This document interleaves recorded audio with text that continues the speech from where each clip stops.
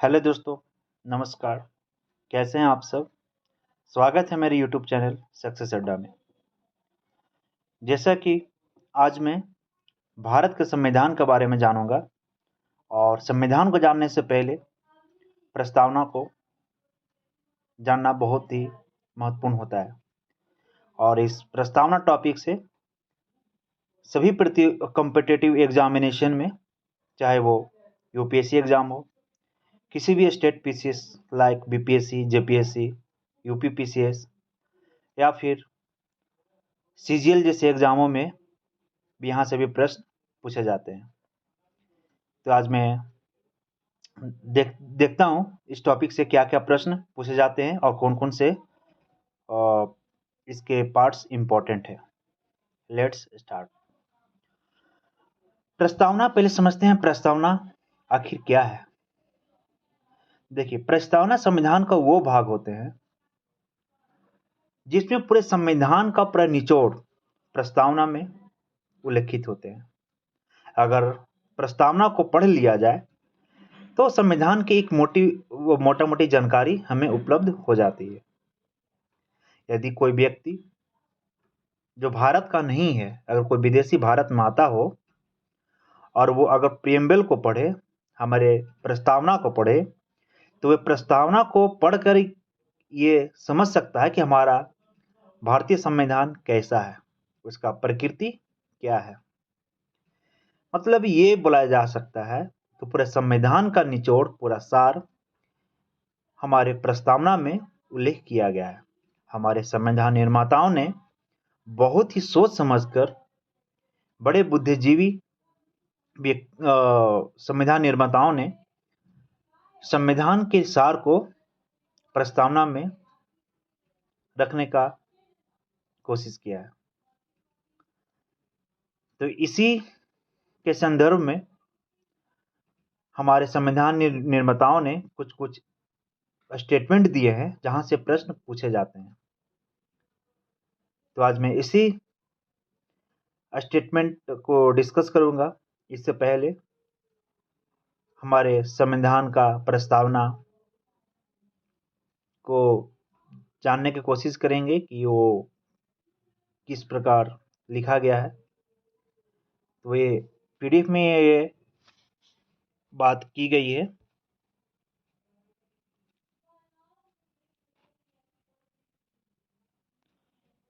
एक मिनट।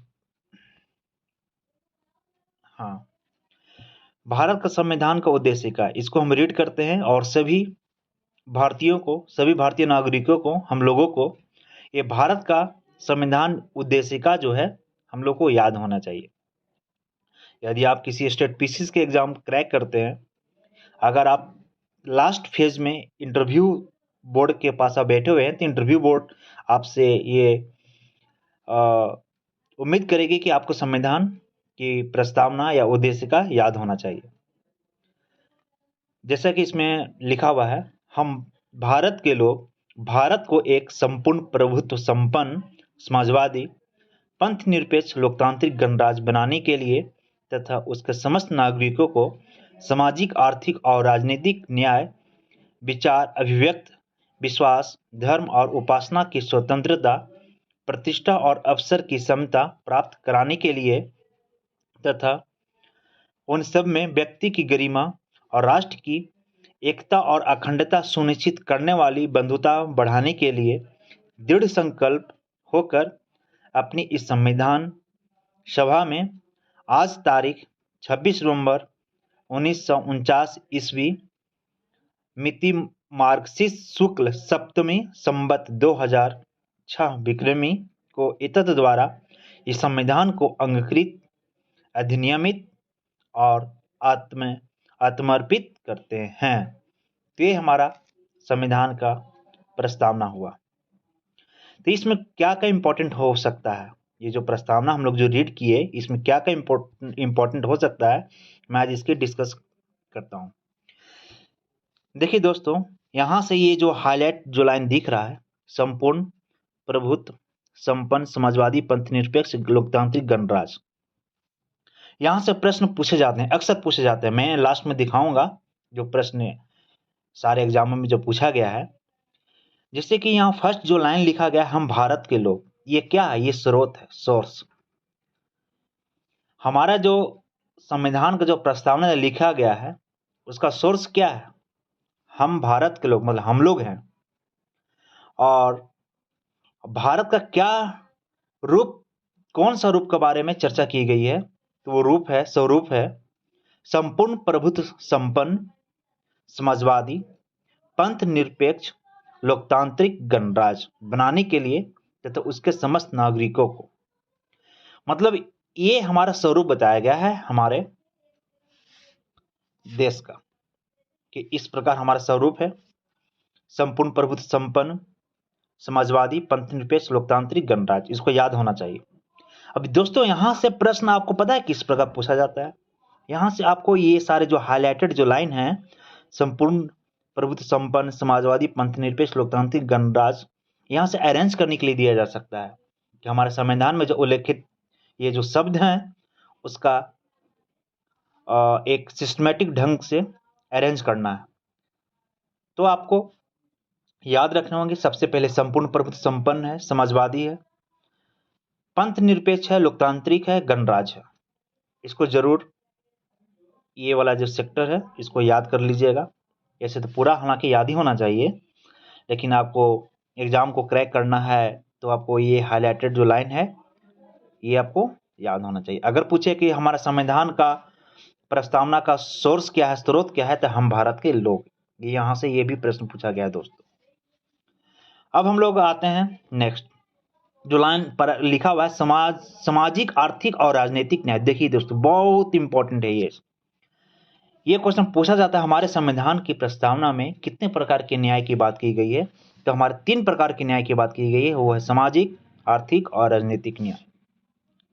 और स्वतंत्रता, हमारा किस किस प्रकार स्वतंत्रता की बात की गई है, कितने प्रकार की स्वतंत्रता का? वह है विचार, अभिव्यक्ति, विश्वास, धर्म और उपासना की स्वतंत्रता की बात की गई है। यहाँ से ये भी प्रश्न पूछे जाते हैं, इनमें से कौन से शब्द जो है, कौन से स्वतंत्रता का रूप जो है हमारे संविधान का प्रस्तावना में चर्चा नहीं की गई है? तो आपको याद रखना होगा, विचार की स्वतंत्रता, अभिव्यक्ति की स्वतंत्रता, विश्वास की स्वतंत्रता, धर्म की स्वतंत्रता और उपासना की स्वतंत्रता। और प्रतिष्ठा और अवसर की समता प्राप्त कराने के लिए, तो समता भी पूछा जा सकता है। समता किस चीज का? एक प्रतिष्ठा और अवसर, ये 2 समता है, 2 प्रकार की समता की चर्चा की गई है। और तथा उन सब में व्यक्ति की गरिमा और राष्ट्र की एकता और अखंडता सुनिश्चित करने के लिए, ये बहुत इंपॉर्टेंट लाइन है, राष्ट्र की एकता और अखंडता सुनिश्चित करने वाली बंधुता बढ़ाने के लिए दृढ़ संकल्पित होकर हमारे संविधान सभा में आज तारीख इतना को 26 नवंबर 1949 को एतत् द्वारा संविधान को अंगीकृत और अधिनियमित और आत्मरूपित करते हैं। यहाँ से ये भी लाइन इंपॉर्टेंट हो गया। हम संविधान जो हमारा बना है, लागू तो हुआ है 26 जनवरी 1950 को, लेकिन अगर अंगीकृत पूछे कि हमारा संविधान कब अंगीकृत किया गया है, स्वीकार किया गया है, तो हमारा हो गया 26 नवंबर 1949। ये डेट इंपॉर्टेंट होगा। और अगर पूछे हमारा संविधान कब लागू हुआ है, तब हमारा होगा 26 जनवरी 1950। देखिए दोस्तों, ये 2 डेट में काफ़ी कन्फ्यूजन होते हैं, तो कन्फ्यूजन को दूर करना है। अगर पूछे 26 जनवरी 1950 तो हमारा संविधान लागू हुआ है, 26 जनवरी 1950 पूछे तो हमारा संविधान अंगीकृत किया गया है, मतलब स्वीकार किया गया है। तो यहाँ से आपको बता चुके हैं क्या क्या हमको ध्यान में रखना है। सबसे पहले ये सारा जो शब्द है उसको सिस्टमेटिक ढंग से याद रखना है। और न्याय कितने प्रकार की चर्चा की गई है? 3 प्रकार, सामाजिक, आर्थिक और राजनीतिक। और स्वतंत्रता जो हमें की गई है 5 प्रकार की स्वतंत्रता है, जिसमें विचार की स्वतंत्रता, अभिव्यक्ति की स्वतंत्रता, विश्वास की स्वतंत्रता, धर्म की स्वतंत्रता और उपासना की स्वतंत्रता, समता, प्रतिष्ठा और अवसर की। और बाकी बात ये डेट याद रखते हैं। अब चलिए कुछ स्टेटमेंट हमारे संविधान के बुद्धिजीवियों द्वारा, निर्माताओं द्वारा बताया गया है, जहां से प्रश्न पूछे जाते हैं। सबसे पहले मैं बात करूंगा, प्रस्तावना संविधान का भाग है। देखिए दोस्तों, प्रस्तावना को लेकर के हमें संविधान में बहुत से बहुत से केस जो हैं हुए हैं, उस केस को बहुत इंपॉर्टेंट होते हैं दोस्तों। स्टेट पीसीएस और यूपीसीसी जैसे एग्जाम के मेंस एग्जाम में ये केस जरूर मेंशन करना होता है आंसर राइटिंग में। ये केस को जरूर याद रखिएगा, यहाँ से ऑब्जेक्टिव क्वेश्चन पूछे जाते हैं। वो केस है केशवानंद भारती वर्सेस केरल राज। इन दोनों के बीच में 1973 में ये केस देखा गया है और इस केस में ये बोला गया है कि, एक मिनट दोस्तों,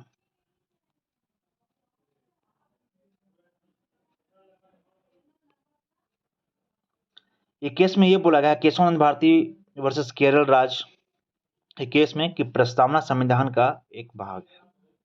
अगर ये क्वेश्चन पूछे प्रस्तावना संविधान का एक भाग है, किस वाद में या किस केस में ये बोला गया है, तो केशवानंद भारती वर्सेस केरल राज। सेकेंड है दोस्तों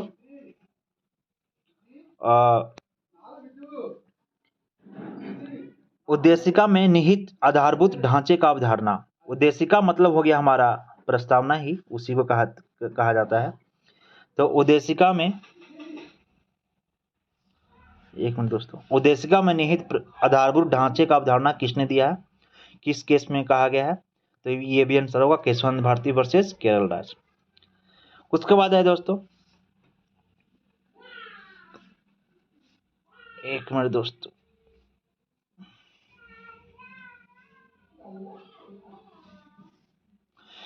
किस मामले में संविधान के उद्देशिका में संशोधन किया जा सकता है। कौन सा ऐसा मामला है जिसमें बोला गया कि संविधान का उद्देशिका में संशोधन किया जा सकता है, तो हमारा कौन सा हो जाएगा, केशवानंद भारती वर्सेस केरल राज। और उसके बाद ये तीन हम लोग को इंपॉर्टेंट प्रश्न देख ली दोस्तों केशवानंद भारती वर्सेस केरल राज में। पहला तो ये बोला गया कि प्रस्तावना संविधान का एक भाग है, प्रस्तावना में निहित आधारभूत ढांचे का अवधारणा के बारे में बताया गया है। उसके बाद संविधान के उद्देशिका में संशोधन किया जा सकता है, ये तीन बात याद रखिएगा। उसके बाद है किस वाद में ये बताया गया कि संविधान के आधारभूत ढांचे में संशोधन नहीं किया जा सकता, तो इंदिरा गांधी वर्सेस राज नारायण के केस में जो 1925 में हुआ था, इस वाद में बोला गया संविधान का आधारभूत ढांचे में संशोधन नहीं किया जा सकता। देखिए दोस्तों, यहाँ पर थोड़ा उल्टा लग रहा है, उल्टा है ही, इसको इस प्रकार थोड़ा ध्यान में रखना होगा कि एक वाद में सुप्रीम कोर्ट ये बोल रहा है कि संविधान का उद्देशिका में संशोधन नहीं किया जा सकता, और एक वाद में फिर वही सुप्रीम कोर्ट अपने स्टेटमेंट को बदलते हुए क्या बोला कि संविधान के आधारभूत ढांचे में संशोधन नहीं किया जा सकता। एक में बोल रहा है कि संशोधन किया जा सकता है केशवानंद भारती केस में, और एक में बोल रहा है कि संशोधन नहीं किया जा सकता। लेकिन यहाँ पर थोड़ा सा चेंजिंग किया गया है कि संविधान का आधारभूत ढांचे में, लेकिन आधारभूत ढांचा क्या है इसको आज तक क्लियर नहीं किया है। उसके बाद है किस वाद में संविधान का हिस्सा नहीं है। किस वाद में बोला गया कि उद्देशिका जो है संविधान का हिस्सा है ही नहीं, तो बेरूबारी का केस हुआ था 1960 में, उसको याद रखना। फिर उद्देशिका संविधान का भाग है, उद्देशिका जो है संविधान का भाग है। SR Mumbai versus union of India 1993 में हुआ था, तो इस वाद में बोला गया कि उद्देशिका जो है संविधान का एक भाग है। किस वाद में पंथ निरपेक्षता को संविधान का आधारभूत ढांचा घोषित किया गया है। बहुत इंपॉर्टेंट है दोस्तों, ये वाले जो स्टेटमेंट है कि किस वाद में पंथ निरपेक्ष को संविधान के आधारभूत ढांचा घोषित किया गया, तो SR Mumbai versus union of India के केस में। उसके बाद है उद्देशिका संविधान की मूल आत्मा कहा है। उद्देशिका जो है संविधान की मूल आत्मा कहा गया है, ये भी बहुत इंपॉर्टेंट है। उद्देशिका जो संविधान का मूल आत्मा है किसने कहा, तो गोलकनाथ वर्सेस पंजाब राज्य के केस में ये बोला गया है। और इसमें जो जस्टिस जो थे वो जस्टिस थे हिमादतुल्ला खां, इसको याद रखिएगा। हिमादतुल्ला खां जो थे उन्हीं के द्वारा इस केस को लड़ा गया, और जिसमें स्टेटमेंट दिया गया कि जो उद्देशिका है संविधान का मूल आत्मा है।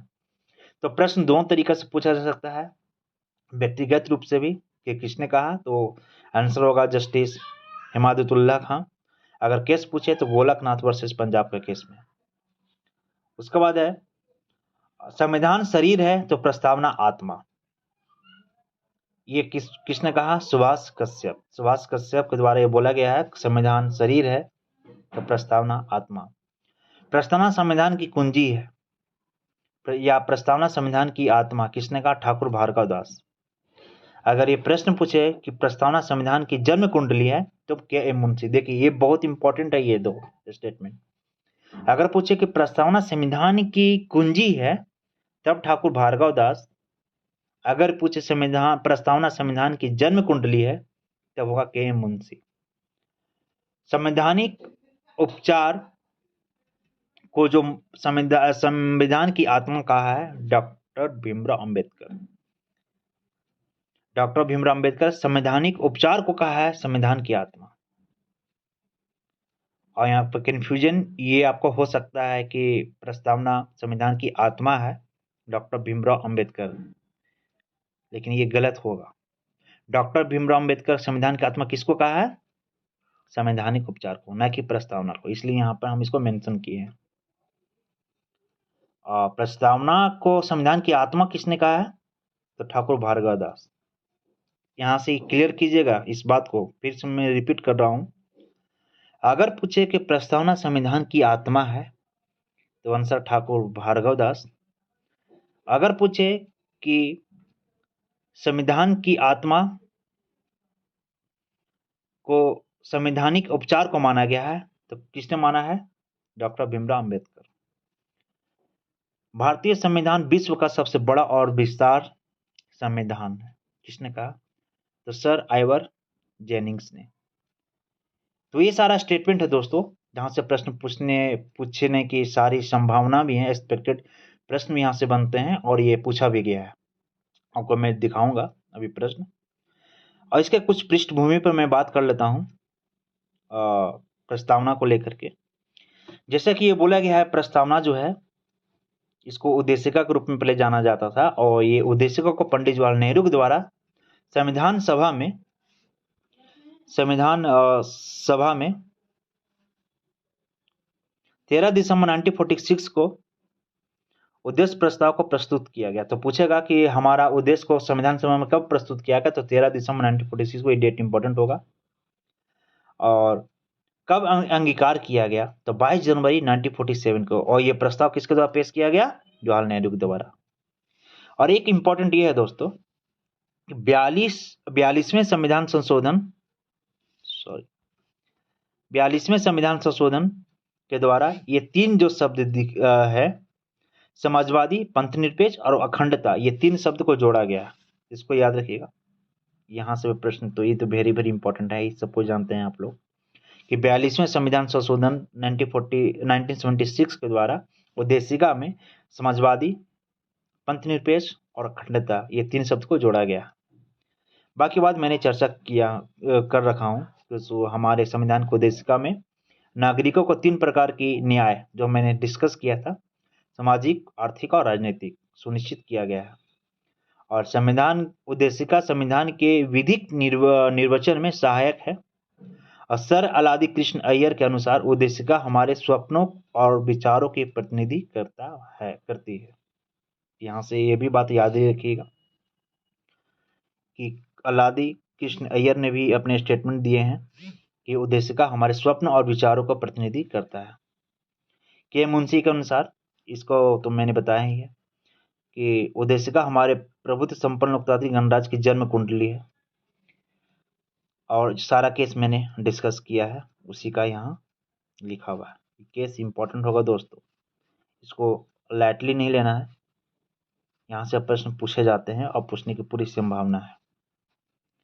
और फिर एक याद रखिएगा, जो उद्देशिका है उसको, इसकी प्रकृति जो है न्याय योग्य नहीं है, इसको लेकर किसी कोर्ट में चैलेंज नहीं किया जा सकता। और ये प्रस्तावना में जो स्वतंत्रता की बात मैंने की है, वो सारा बात यहाँ लिखा गया है। इसको आप पढ़िएगा तो समझ में और अच्छे से क्लियर होगा, याद हो जाएगा। और डॉक्टर भीमराव अंबेडकर ने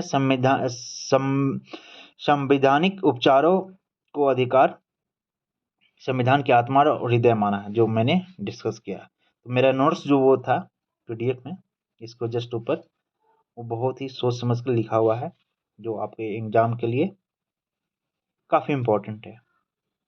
स्टेटमेंट सुभाष कश्यप वाला भी बात लिखा गया है और ये भीमराव अम्बेडकर वाला भी। तो आज मैंने डिस्कस किया ये सारे प्रस्तावना के बारे में। अब मैं इससे रिलेटेड कुछ प्रश्न देखता हूँ जो प्रश्न पूछा गया है एग्जाम में। देखिए दोस्तों,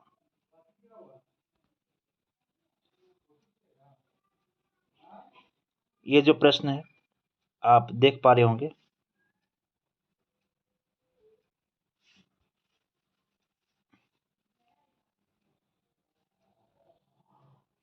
देखिए, जो मैंने बोला ना कि ये जो शब्द है उसका अरेंजमेंट करने के लिए देता है। पढ़िए इस क्वेश्चन को जो बीपीएससी में पूछा गया है।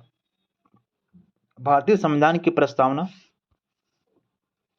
भारतीय संविधान की प्रस्तावना के सिलसिले में निम्नलिखित में से कौन सा क्रम सही है? अब इसको आप खुद आंसर कीजिए और बताइए क्या होगा आंसर।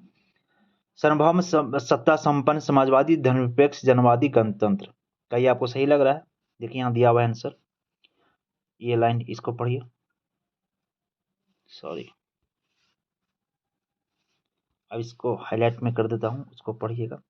सार्वभौम सत्ता संपन्न समाजवादी पंथनिरपेक्ष लोकतांत्रिक गणराज्य, तो समझ में आ ही गया होगा ये सारा चीज जो मैं बताया कितना इंपॉर्टेंट है। उसके बाद नेक्स्ट क्वेश्चन है, संविधान की प्रस्तावना का विधिक स्वरूप है। संविधान की प्रस्तावना का विधिक स्वरूप क्या है? इसका प्रश्न का आंसर क्या होगा? यह लागू किया जा सकता है या लागू नहीं किया जा सकता है या विशेष परिस्थिति में लागू किया जा सकता है, उपरोक्त में से कोई नहीं। तो मैंने बताया कि यह लागू नहीं किया जा सकता, मतलब न्याय योग्य नहीं है विधिक का। उसके बाद नेक्स्ट प्रश्न में आता हूं, किस बात के फैसले में सर्वोच्च न्यायालय ने सर्वप्रथम घोषित किया कि उद्देशिका संविधान का हिस्सा नहीं है? चलिए बताइए दोस्तों, इसका आंसर क्या होगा। बेरुबारी के केस जो 1960 में हुआ था, मैंने बताया, इसका भी आप याद ही रखिएगा। ये सारे इंपॉर्टेंट है दोस्तों, हल्का बिल्कुल नहीं लेना है। अभी अपकमिंग एग्जाम जितने भी होने वाले हैं, जैसे अभी रेलवे के एग्जाम होने वाले हैं, एसएससी सीजीएल के एग्जाम होने वाले हैं, और स्टेट पीसीएस भी एग्जाम होने वाले हैं, जैसे लाइक जेपीएससी, और उसके बाद बीपीएससी आएंगे ही, और यूपीएससी का प्रीलिम्स एग्जाम होने वाले हैं। तो यहाँ से प्रश्न पूछने की पूरी संभावना है। उसके बाद निम्नलिखित में से किसने भारतीय संविधान के प्रस्ताव को हमारे संप्रभु प्रजातांत्रिक गणतंत्र की जन्म कुंडली कहा है? देखिए दोस्तों, आया ना प्रश्न, ये प्रश्न आया ना, ये प्रश्न छत्तीसगढ़ के पीसीएस में पूछा गया है। संविधान को एक पवित्र दस्तावेज किसने कहा है? डॉक्टर भीमराव अम्बेडकर। देखिए यही अंतर है दोस्तों, डॉक्टर भीमराव अम्बेडकर संविधान को पवित्र दस्तावेज कहा है प्रस्तावना को, ठीक है। फिर नेक्स्ट है,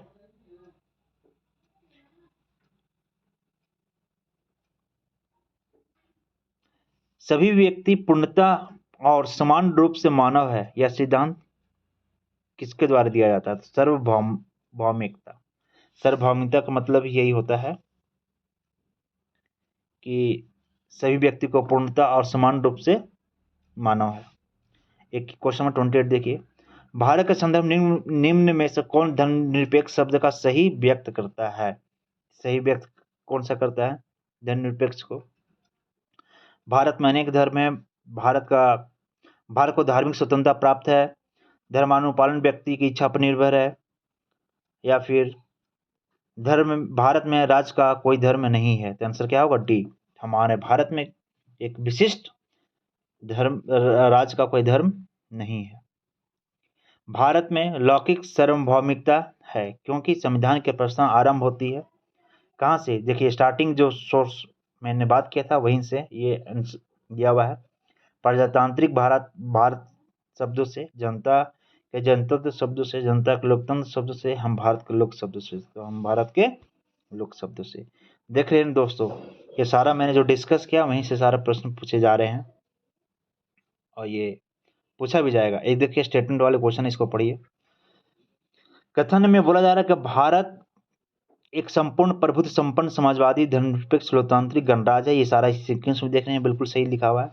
इसका कारण है कि इसे 42वें संविधान संशोधन 1976 के द्वारा संपूर्ण प्रभुत्व संपन्न लोकतांत्रिक गणराज्य के स्थान पर प्रतिस्थापित किया गया। सही बात है, यही संविधान संशोधन जो था जिसमें संपूर्ण प्रभुत्व संपन्न लोकतांत्रिक गणराज्य के स्थान पर प्रस्थापित किया गया था। तो इसका आंसर ए हो जाएगा। भारतीय संविधान के प्रस्तावना में जिन आदर्शों एवं उद्देश्यों की रूपरेखा दी गई है उनकी व्याख्या की गई है। हाँ, प्रस्तावना में जो बात किया गया है, जो भी आदर्श और उद्देश्य जो दिया गया है उसका सार हमें मूल अधिकारों में मिलता है। राज्य के डीपीएसपी, जिसको राज्य का नीति निर्देशक तत्व बोलते हैं। उसके बाद फिर मूल अधिकारों और राज्य के नीति निर्देशक और मौलिक कर्तव्य, ये तीनों आंसर सी हो जाएगा।